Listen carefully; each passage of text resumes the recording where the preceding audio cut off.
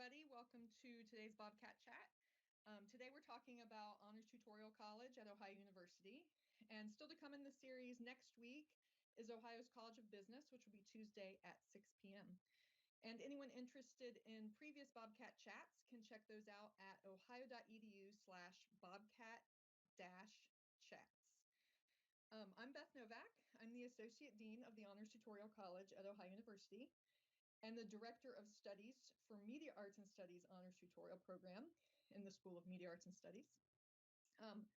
I've been at Ohio University for 17 years. I was just adding that up and it makes me feel old.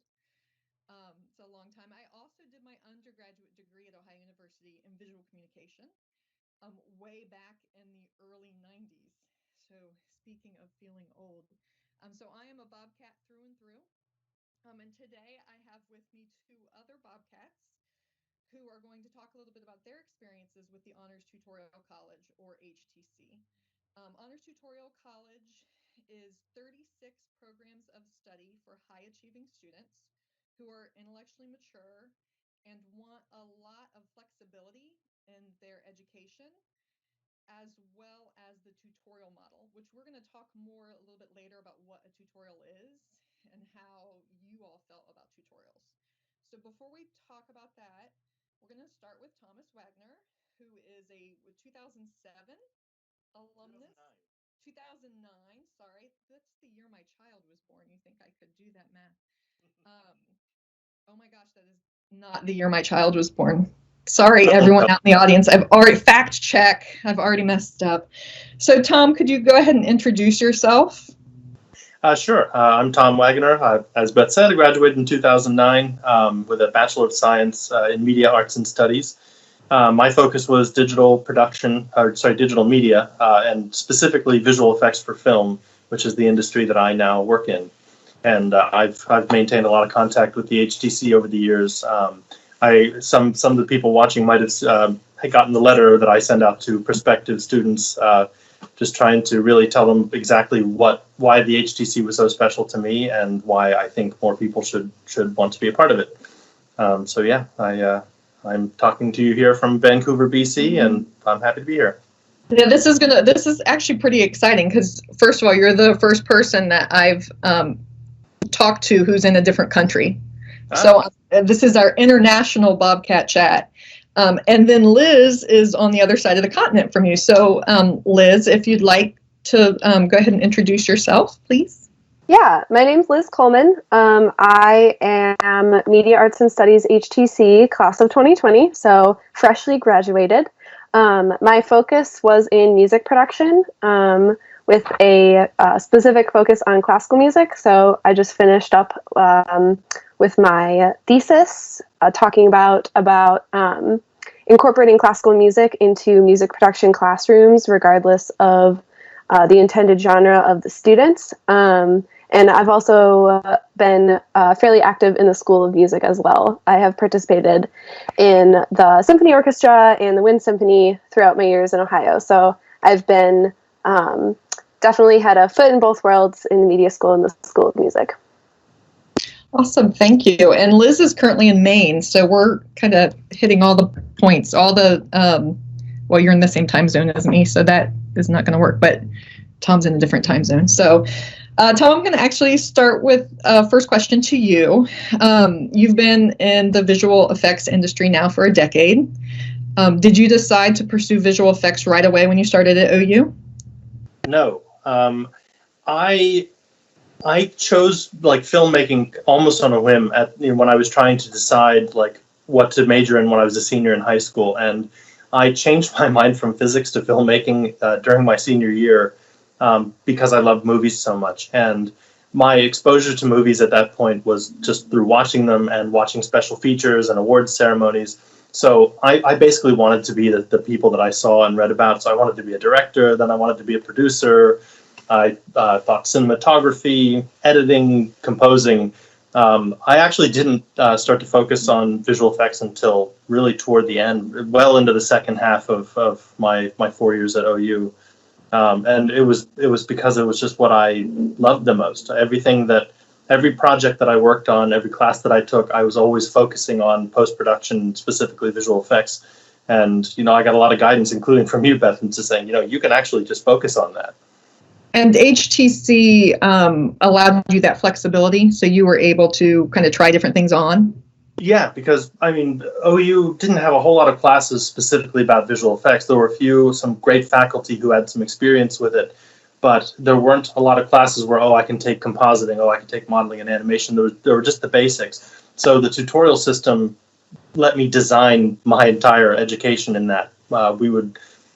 These tutorials are amazing, like one-on-ones with professors, or it could be a group with a professor, and we would design our own projects, and they could be about anything. So, we came up with projects specifically to train me in various parts of visual effects, and not just in like the technical or artistic side, but also the history and its role in film over time. Like we were able to come up with these tutorials, and I learned a lot of what I know now in those tutorials, and that was only possible because of the HTC. Yeah. And Liz, you kind of took that flexibility to the limit in that you changed majors completely, whereas Tom kind of evolved his major through media arts and studies. You talk a little bit about your decision to change your major? Yeah. As a student.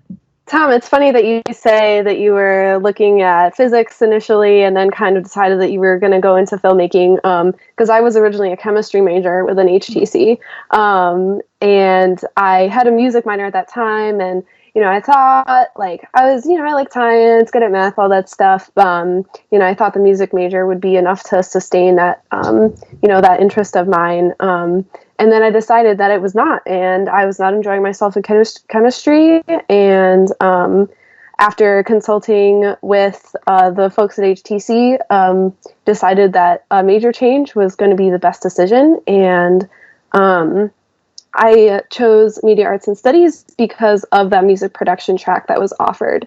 Though I enjoy music and I enjoy engaging with it and creating it, performance, especially solo performance, isn't necessarily my strong suit, so I didn't want to be a music major.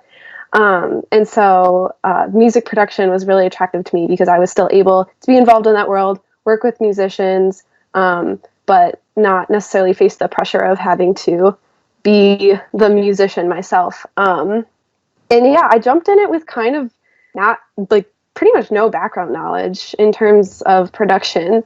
But I did know that I wanted to focus on classical music, and the tutorials really allowed me to do that. Currently, our music production program doesn't have a ton of stuff that focuses specifically on like orchestral or acoustic recording. So I was able to use my tutorials to focus on that stuff specifically. Doing stuff like recording on location and focusing on acoustic technique and stuff like that. So you both have just mentioned the tutorials being really important parts of your education. So maybe we should talk a little bit about tutorials. In a tutorial model of education, students in at least our HTC model, each semester are required to take a tutorial, and that counts as one of their classes. And it's usually one-on-one, or Tom, as you mentioned, a small group, 2, 3, 4 students with one professor, studying for the most part what the student wants to study. And so this could be a deeper dive into something that was brought up in class, but there isn't a class in that area. So both of you kind of mentioned this as far as there wasn't a lot of special effects curriculum at that time, or for Liz, there wasn't a lot of classical music curriculum. And so you use those tutorials. So I feel like I'm leading. I already kind of think you've touched on this, but how has that tutorial model, how did that frame your education, or how did it become important to your education? So Tom, could we start with you on that? Sure. It was fundamental. I mean, one of the benefits you get from HTC right at the beginning is that you have a massively increased amount of one-on-one time with faculty. And that's a huge advantage, and it gives you a bit of like the small college feel, but with the resources of a huge state university. And that combo, like that, before you even take a tutorial, like that's a huge benefit.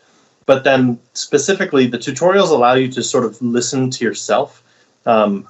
You don't have to take, the same kind of, in fact, you can't take the same kind of tutorial every semester, every year. Like, you have to respond to like what's working for you, what you want to focus on, because you're going to learn things that tell you what you want to do next. And the tutorial system gives you this totally open roadmap. Where, this tutorial, I learned a little bit about, editing multi-camera. Oh, actually, that makes me think I've always wanted to learn about concert filming, or I've always wanted to learn about, how to do the visual effects for that. Like, so it kind of lets you build the roadmap yourself.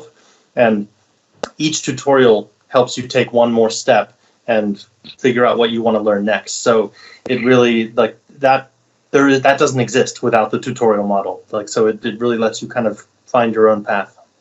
And Tom, can you remember a specific tutorial that really resonated with you? Yes, it's also true that a tutorial can teach you something that you don't want to follow. Mm-hmm. So in my sophomore year, I got really into documentaries, and I started watching documentaries, and I loved the way they were made. And I took a tutorial with Dr. Art Cromwell, and it was a really great experience. I loved the documentaries that we studied together, but by the end of that tutorial, like, I also then realized, I actually don't think I want to make documentary films. I like watching them, not making them.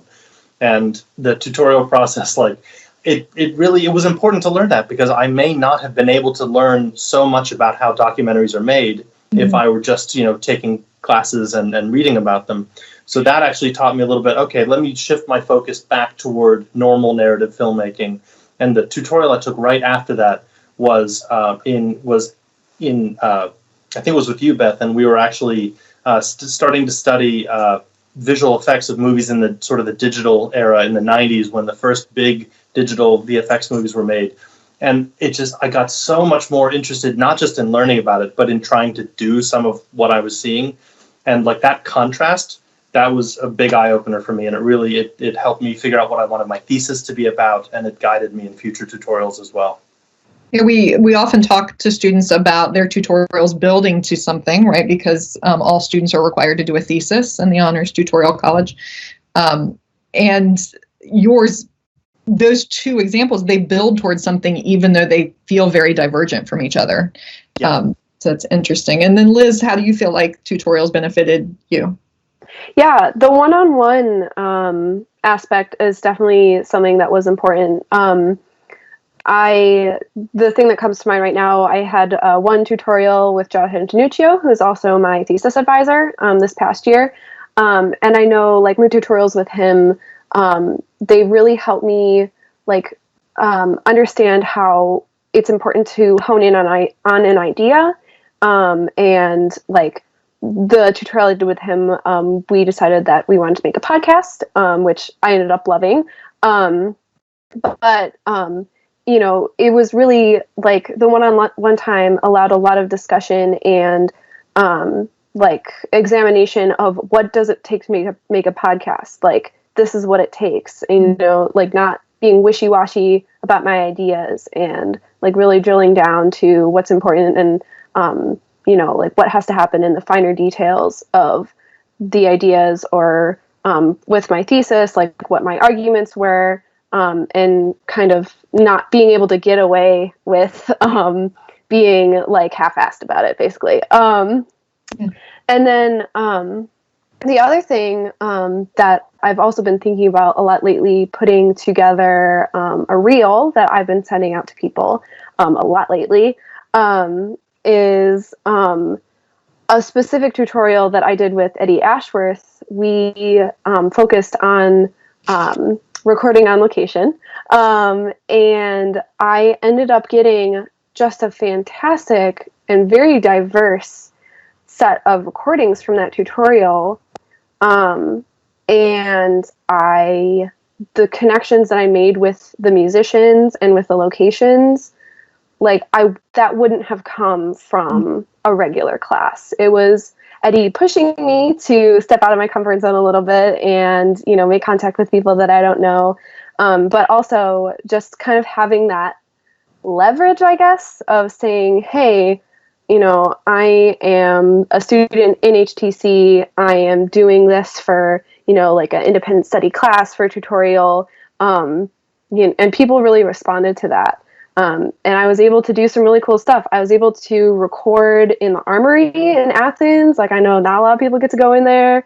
That was really cool. I made a relationship with some folks at Athens Uncorked, and with a visiting Belarusian folk musician. So that was really something that I know I would not have gotten in outside of a tutorial. And how did you feel about the thesis requirement before your thesis year, going into your thesis year, and then how do you feel about it now? So I was super scared, especially because, again, the whole having your tutorials build toward a thesis, at least I felt like I wasn't really doing that because I, again, came into music production kind of fresh. I really didn't know like what it was that I wanted to do a deep dive on. So my tutorial subjects were pretty varied. And so, the thesis scared me. And especially with the tutorial that I just referenced of doing the recordings on location, when you're doing creative things with other people, it's complicated because you have to reckon with those other people and their schedules and their availabilities.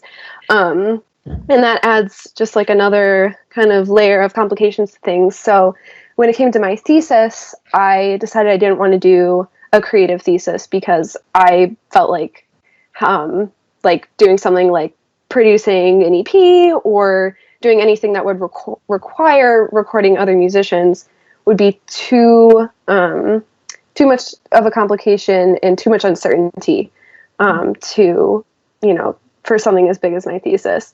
So that's why I decided at the time too. We have discovered now, right, that the quarantine and COVID-19 have really impacted students' theses, particularly creative projects, because so often they are collaborative. Yes. So you were able to complete your thesis without too much pain. Mm-hmm. Would not have known that was such a blessing, and I'm really glad, at this time that was the case, even though in the middle of it, I was kind of aching to go back to the studio and do some creative stuff. It was scary before, and it was a little bit scary going into it. My Beth, you advised me on my thesis topic some, and then Josh and I talked a lot about it. And I was able to get some really good research and interviews as that created a really great foundation for a paper. And even though I still don't think academic writing is really my strong suit, it really ended up being like a good product that I was proud of, and that came without a terrible amount of stress or struggle. I felt like I would disagree that academic writing is not your strong suit. I enjoyed reading your thesis very much. Oh, that's good. I appreciate that. There's definitely a lot of... you didn't have a lot of pain? Yeah. I mean, there was some like banging my head on the table and donkey and like being like, I want this to end. But I feel like the wider world, donkey is a coffee shop. Yes.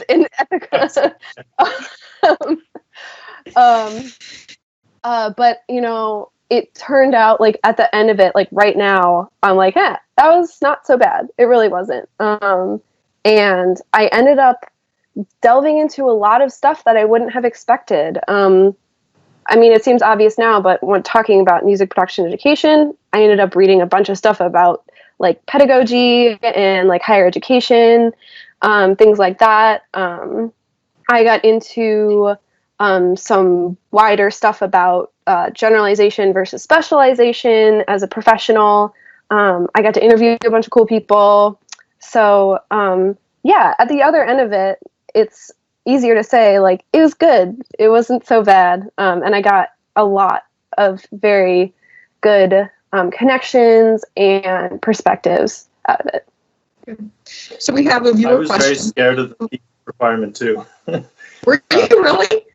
You Oh, seemed yeah. very confident about it at the time. Well, I think by the time I started working with you, I was feeling a lot better about it. But for my first couple of years, like really from high school and in the beginning of university, I kind of viewed paper writing as an obligation. It's like a test. It's, something that where you have to prove yourself. And I could always, read the book, do the research and get a good grade. But it always felt like a struggle and like I was proving myself. And I had a kind of like a bolt of lightning moment after I'd done a tutorial with you about visual effects history. I was watching a movie. I was doing an internship in Washington, D.C., and I was watching a movie, and something popped out at me. I was like, "Oh, those visual effects are not going to age well," and it just hit me like a bolt of lightning. Like I could write a whole thing about this. And by the time we started working in earnest on it, I realized that it was not me trying to prove myself, to somebody else's standard. It was just learning about a topic that made me really excited and wanting to find a way to, draw a conclusion, to write a thesis, and researching it was watching movies and thinking about things that I liked. It was just really exciting. And by the end, it was writing itself. We joked about how long the theses became because, you say, oh, 100-page paper, like that sounds really intimidating.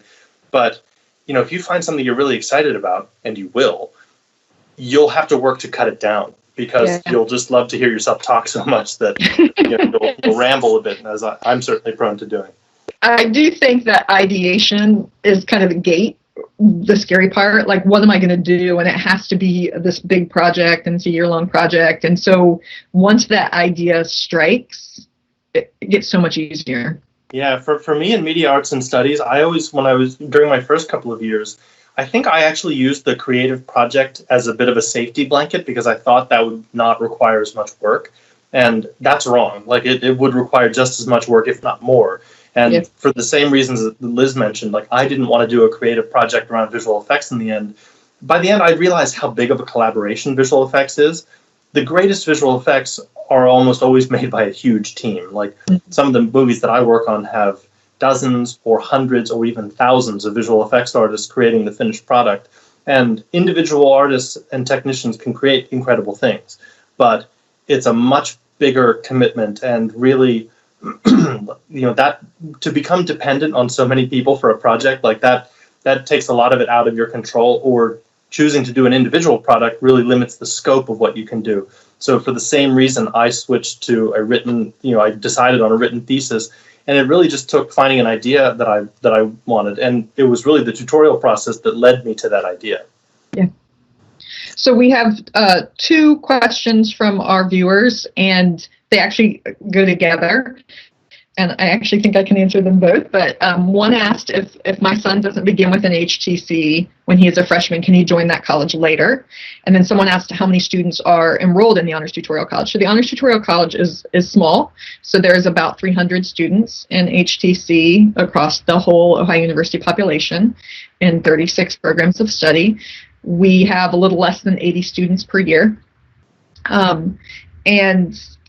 Students can what we call transfer into HTC from a different college within OU if there is capacity. So Liz, for example, although she was already an honors tutorial student, she was in chemistry, and she had to come and meet with me to talk about media arts and studies and whether or not that would be a good fit. And then we had to decide if we had enough capacity for her to switch. And so, for example, I think we took maybe 4 what we call internal transfers this past year, 4 or 5, who were transferring from non-HTC OU majors into the HTC. So it is possible. And speaking of it being kind of the small community of about 300 students, I'd kind of like to talk a little bit about that community. And so, Tom, if we could start with you about what your HTC community meant for you. You can touch on in school, but maybe post-graduation as well. Sure. It started right away in school. Like the initial group, I think there were 5 of us in media arts and studies. We became friends and colleagues really quickly, and we worked on a lot of projects all through school, both for actual classes and tutorials and just completely on our own. But what's really great is that after graduation, we've all stayed in touch, and a couple of like my friend Wes and I have worked together many times, in the industry. I was able to help him get his first job at the company that I was working for in LA. And since then, we've helped each other get lots of jobs, and we talk all the time about professional stuff. It's amazing. Like the success rate of people who wanted to go into the film industry, because not everyone wants to go into the film industry, but those who wanted to all made it, and we've all kept in touch, as friends, but also as colleagues, and we all help each other with job leads and with just advice, and like that bond was completely grown at OU, and it was because we had this community right away where we got to learn together and work together. And it just made for incredible collaboration for 15 years now. That's awesome. And Liz, what has that community meant for you through your college years? Yeah, it's been really great overall. Kind of within media arts and studies, we have kind of our own little microcosm of media arts and studies HTC through the super tutorials that you hold, Beth, where everybody in HTC media all of the years meet together. Our own little, we meet once a week as media arts and studies honors tutorial students, and we call it super tutorial. Shout out to former student Hyatt who came up with the name. Liz. Yeah, and so that's been like that kind of as the smaller group has been just an amazing community. There's lots of good friendship and connection and collaboration between the different years within media arts and studies, and like solidarity. And then like within the college as a whole, it's definitely an awesome way to make an instant connection with someone in a different major. I talked to an environmental studies person, and whatever, someone mentioned, like one of us brings up that we're in HTC and the other person's like, oh my gosh, me too. And it's instantly like there's that shared thing. It's that has helped me make connections in the School of Music. That's been really valuable for me doing projects for music production, and also as a School of Music student.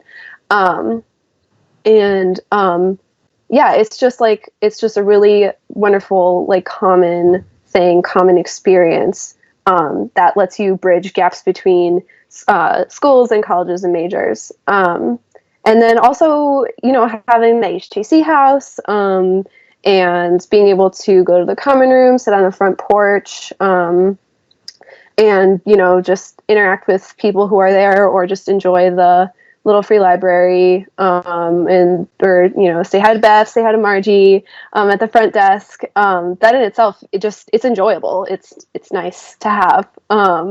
It's something that I appreciate. Yeah. There are a lot of benefits to being an HTC student. So HTC students get early registration, so they get to register for classes first. They don't have to meet all the prerequisites for a class. They can live in honors housing. Liz, I know you lived in honors housing. Tom, back in the day, did you live in honors housing? Yes, I lived in Reed Hall, part of the Free Johnson complex, which was for honors students. Not just HTC, but a variety of honors students. Yep. But I think, I was thinking community as being part of your peers, but I think that community also extends to the faculty. And certainly Tom and I have stayed in touch for a decade, which kind of blows my mind. And Liz, you have that to look forward to. We currently have an HTC GroupMe, and the alumni never want me to take them out. They want to stay in the GroupMe, and they kind of pop in every once in a while. But 35 Park Place, which is the HTC house, I think is kind of the central hub for all of that. So that's great.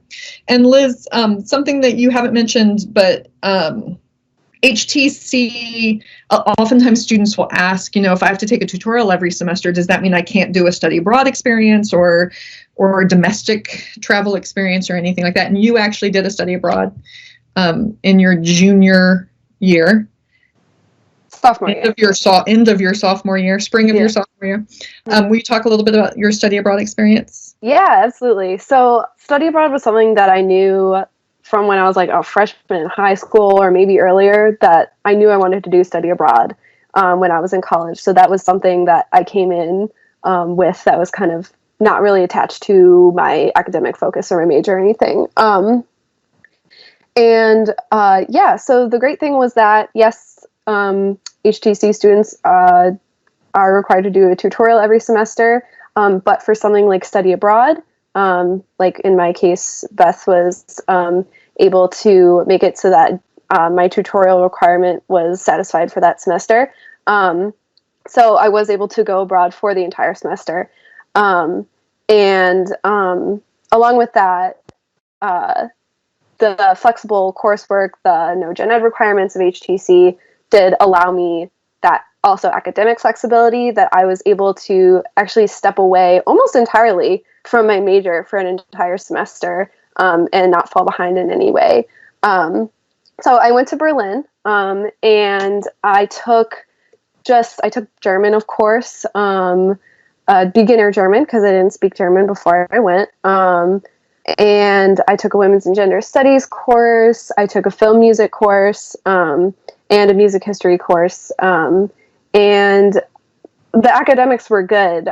It was a fairly rigorous academically study abroad program with some really amazing professors. But quite aside from that, just the experience of going abroad to a country where I didn't speak the language, and also for an extended period of time and without anybody that I knew. It was a program that didn't have any other OU people, any students or faculty going along with it. So I was pretty much like going out on my own. That experience was it was extremely significant for me as a person. The experience of going somewhere completely new and being in a place where you're kind of always having to just listen and learn, and you don't always really know what's going on, and lots of new people and lots of new things. That is a situation that can really bring out things in yourself that you didn't know existed, or develop parts of yourself that maybe had gone ignored. I personally learned, I used to be really bad at small talk, and I got a lot better at just making a connection with someone right off the bat, which is really important in the music industry, and it's requirement of networking and things like that, and also just kind of learning to be comfortable with being uncomfortable, and learning to admit when you don't know something, and admit when you're lost, and learn to ask questions and stuff like that. So that was just a really pivotal experience, both academically and also just kind of situationally. Mm-hmm. I wish that I had been able to travel to study abroad. I did have one much smaller scale experience that was similar.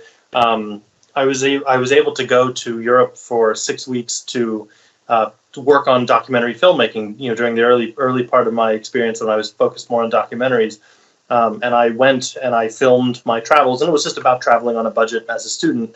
And it led me to a bunch of similar situations of just being somewhere where I didn't speak the language, and I had to learn to be comfortable being uncomfortable. I love the way you put that. Mm-hmm. I think that's such a valuable thing, and it's very much something that the HTC helps make possible. The HTC actually helped me make that trip financially possible through discretionary funding, and that to be able to have the flexibility and to do it without interrupting your other course of studies. That's so cool, and it's such an HTC thing. Absolutely, and the things that I learned in academically while I was there, like my women's and gender studies class, all of the courses there were very reading and writing heavy, which is not something that media arts and studies generally is. So I really, it made me also sharpen those skills. In that women's and gender studies class, the professor had very high standards in terms of academic standards, and like that really helped sharpen my research and writing skills, and gave me a little bit of confidence for my thesis writing as well. But yeah, the Office of Global Opportunities now in the Media School actually offers a screenwriting and documentary storytelling trip abroad. So during summer or winter, you can go to Ireland or Spain. It begins with an I. Yeah, same difference. Italy, Ireland. Yes, to do stuff like that. So that's there are trips and experiences abroad that are actually now specifically tailored to media arts and studies students, which is great. So, we keep touching on the things that you got out of HTC, and I want to be clear that you both put a lot into HTC with your own skills, etc. Who do you think is not a good fit for HTC? Or what skills do you think are important for an HTC student to have? I think there are some people for whom structure is a huge benefit, and going through a very prescribed course of study is a good thing. There's absolutely nothing wrong with that. It's just a different way for people to work. And I think that would be less of an advantage in HTC because so much comes from coming up with these tutorials and guiding your own education. And it was better for me, but it's not better for everyone. So I do think that's one thing that would probably not be ideal for an HTC student if you generally prefer to have a guideline to follow all the time. That's an example, because one of the vital skills for being an HTC is a little bit of an independent spirit, a little bit of wanting to explore and experiment and forge a path. That's very important. I think that's spot on. Liz, do you have anything to add? That's pretty much what I was going to say. I think that's really the big one in terms of maybe what would be a contraindication to being an HTC student, because self-guidance and self-structuring is a really big part of that. Some people, that's not their ideal learning environment, which I totally understand. I think also, tutorials are usually one-on-one, and so being able to be comfortable and make progress in a one-on-one environment is also really important. And be able to interact and go have a back and forth in a good conversation, and be able to learn and also ask questions in a one-on-one environment. That's also very important. Yeah, but I feel like that's also something that I personally was able to kind of build that skill starting from when I was a freshman onward. So. Yeah, I was going to touch on a similar thing, that I don't think you have to be an expert in being self-guided and have to be super outgoing in order to succeed. It's more of an open-mindedness and and a willingness to try it than I think outgoing, exuberant people often do well in HTC, but it's by no means a requirement. No, I know. I'm an introvert myself, so yeah. Right. And there's several introverts who have had no problem. I think the structure point is a good one, that students who really crave structure sometimes feel a little afloat in HTC because there are so many decisions that you have to make for yourself. So I think that's also a really good point. I will say that our retention rate in HTC is 98%. So I think students love HTC and the benefits that they get from it. And for the most part, our students don't struggle too hard to maintain that 3.5 GPA, which is a requirement of HTC, because they tend to be overachievers. In fact, I will have students who say, I'm really concerned about this class. I don't think I'm doing well. Maybe I should drop this class. And I'll say, what's your grade? And they'll say, I'm getting a B+. Well, I think that's actually quite good. So I had something like that happen when I was a student. I was absolutely in a panic because I had one paper that wasn't graded well and was going to drag my grade in the class down to a B probably. And I was in total panic. I'm like, okay, so this is going to probably change your overall average to 3.9. Okay. That happens a lot. Those panicky emails of not doing well. Yes. Absolutely. Yep. So we're not getting too many questions because I think we're being so smart and engaging that people don't have anything to ask. So if you have any questions, please go ahead and type them in now as we start to wrap up our questions here. So Tom, is there anything that you can think of that you didn't appreciate enough when you were a student in HTC? Yeah, there are actually some things that Liz mentioned about the importance of writing and academic writing specifically that are so important.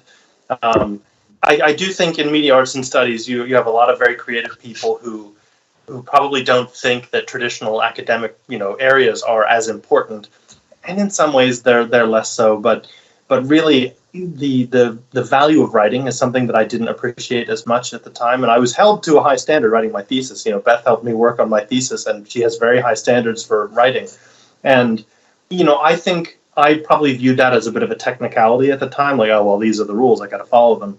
But what I appreciate more now, and I wish I'd kind of focused on it more at the time, was how much more effective of a communicator that has made me. Being able to write well and being able to speak well, like, that helps you everywhere, in everything. And I do wish that I had actually maybe taken a couple of classes. I was exempted from most of the general education requirements. They weren't required for my other classes. In retrospect, I probably would have benefited from more of them. Also, a couple little technical skills, like I'm starting to learn Python programming now, and one of my colleague, my student colleague and now work colleague, Wes, he was getting into that when we were students, and I didn't really see why it was important. I also think I could have taken advantage of more of that when I was a student. But it's really, that's sort of a consequence of something that's self-guided. If you don't want to do something, a lot of times you don't have to spend as much time on it. But also, that's just part of growing up. There are always going to be things that you wish you'd benefited from more. But yeah, writing is the biggest thing. And I was fortunate to be learning writing, even though I didn't appreciate it. Now you can appreciate it. Exactly. And Liz, you're just like a couple weeks out, although your senior year did get kind of truncated, strangely, by the closure. Is there anything that you can look back on already that you see as something that had a lot of impact on you? Yeah, absolutely. Having kind of, my year, especially like my physical access to the university cut short on very short notice, really, I was confronted kind of all of a sudden with a lot of things that I now kind of lost. At OU, we have a full recording studio. We have a lot of equipment that I was able to use for free. All I had to do was find the time. And kind of I realized, I was like, wow, I am never going to get that again. And that was a really important and useful resource for me as a student, and then also just as like a creative person wanting to explore the things in music and in my field. So that was a big one. And then also just doing my thesis, and then doing tutorials that involve collaboration with people outside of the school. The kind of magic words of either I'm a college student or I'm an HTC student, those words can really get you ears. And people will pay attention and be willing to help you, and be willing to lend a hand or lend their time. So that's like a really great thing, and taking advantage of it as much as possible. I took advantage of it a fair amount, during when I was a student, but now I'm kind of like, wow, I can't play that card anymore. Yeah. So we have a question from Juliana on YouTube. How can I improve my odds of being accepted into HTC? HTC requires, as part of the application, that students, first of all, have a high mix of school scores, GPA and ACT scores, or SAT equivalent. But beyond that, students also submit 3 essays. And these essays haven't changed over the years, Tom. They're probably the same essays that you wrote many moons ago. About why honors tutorial. So what is it about a tutorial education that attracts the student, why there's certain discipline, and then kind of a freebie, like what else do you want to tell us about yourself? And as a person who reviews some of those, I always look for a story, something that's kind of engaging.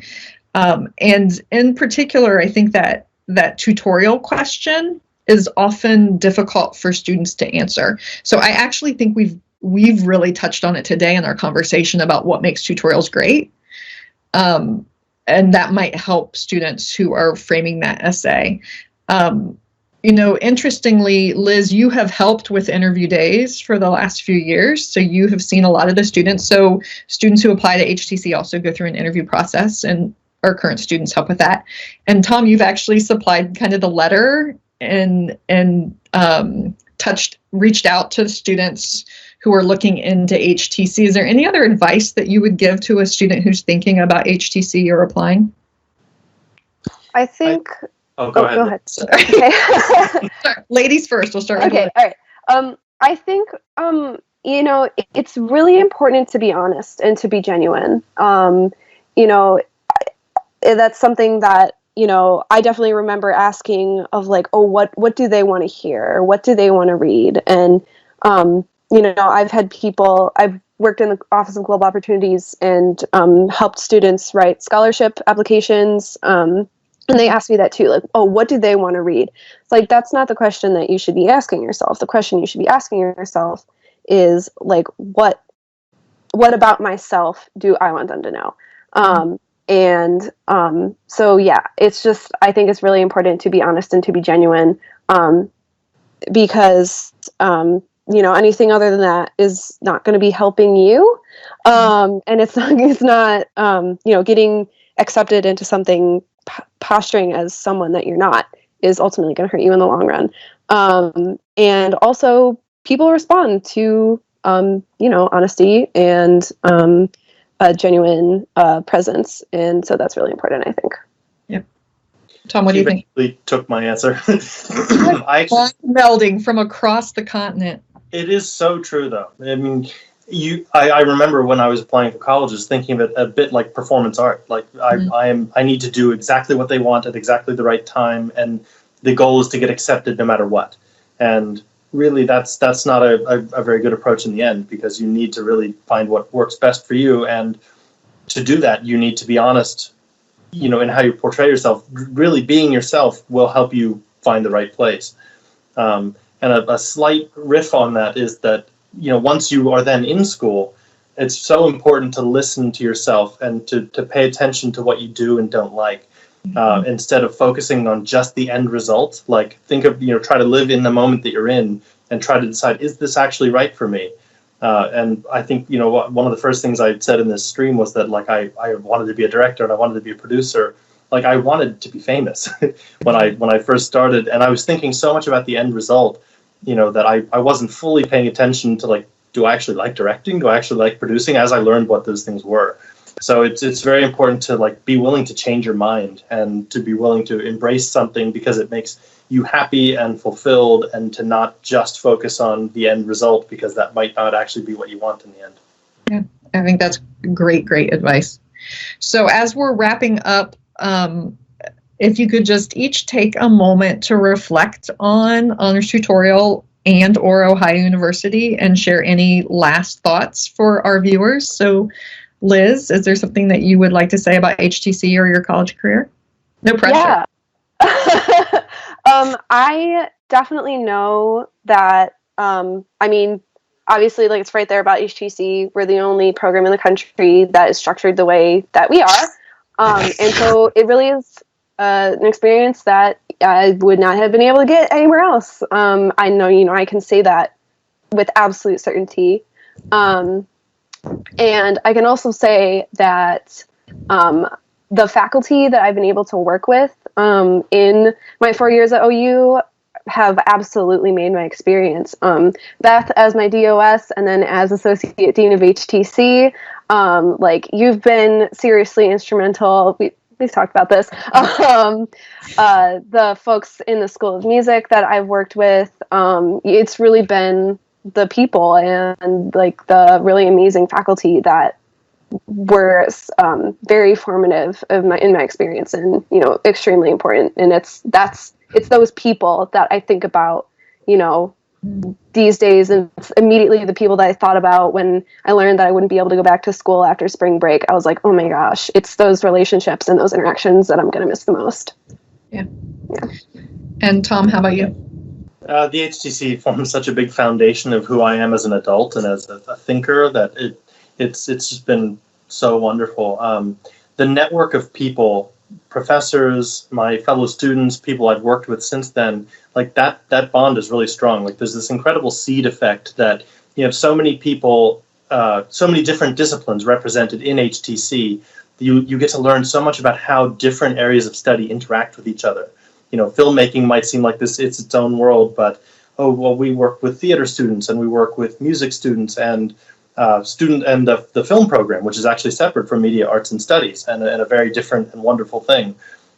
There's an incredible opportunity in getting these different disciplines all together, and that network lasts. And like, I met Liz today, and like, Liz works with classical music, and like, I'm a big consumer of, and I dabbled in composing orchestral music. And like, all of a sudden now this is another HTC person that I want to have in my network so that, I can stay in touch with her about an area that I also like. So like, that connection of HTC, that lasts forever, and it makes it for a great jumping off point for learning new things forever. So I really, really appreciate both of you taking the time to do this in kind of these tough times, and certainly, Liz, your senior year did not wrap up the way that you had expected. I actually think we've come up with some great ways of connecting with each other, and I just appreciate that we could sit down and have this conversation today. It's actually been really special for me as well. So thank you for joining. Thanks everyone out there for watching. We'll continue to answer questions posted on Facebook or YouTube in the comments even after the stream ends. So if you have questions that you were afraid to ask, or if you're watching this after the fact, please feel free to post. Find all the videos in the series at ohio.edu/bobcat-chats. I think I said dash earlier. So hyphen or dash, whatever floats your boat. I'm sure it'll get there. Stay in touch with Ohio University and HTC by following us on Facebook, Twitter, and Instagram. Thanks again for joining us, and have a great day. Bye.